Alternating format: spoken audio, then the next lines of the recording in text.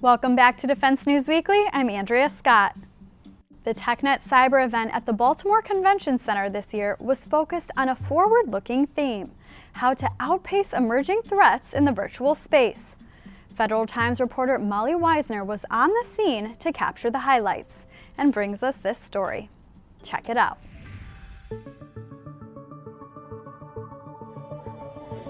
I'm Molly Weisner with Federal Times, and today I'm talking to you from the Baltimore Convention Center, where this week the 2024 TechNet Cyber Conference is kicking off, presented by the Armed Forces Communications and Electronics Association International.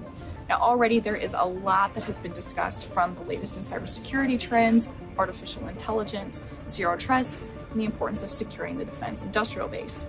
Leaders from the U.S. government, the military, and certainly industry have all converged here to talk about how they can help move a lot of these aggressive, ambitious cybersecurity goals forward in order to ensure national security. It is certainly no surprise that both the services and the federal government are struggling to recruit cyber professionals, especially because the private sector can often pay more and offer competitive benefits. The way, though, that the military and the civilian government are looking at this issue is slightly different. For one, the services have said that they've actually had some luck so far in recruiting, and a lot of that has to do with mission. There's nothing else like the military and the private sector, and that really speaks to people. Now, the second big theme was securing the defense industrial base. Now, this is not a new idea, but it is something that was talked about in nearly every panel, especially by the military services. Now, certainly, large players in the defense industrial base may know what cybersecurity compliance means for them, but the government has also been trying to diversify the defense industrial base and bring on small businesses.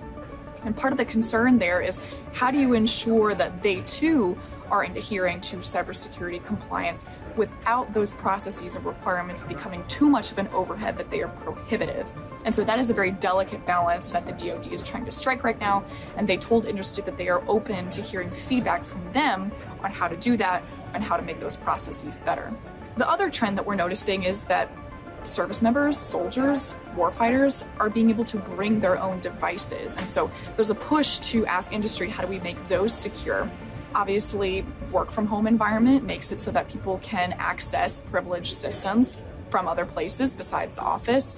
And certainly, too, the nature of war is such that people need to be everywhere, and so they need to access information from wherever they are. That was also something that the Army has played with, and it has done pilot projects on bring your own devices, and the Air Force and Space Force are looking into that as well. For more coverage on this and all the highlights, make sure to keep following us along online. I'm Molly Weisner with Federal Times.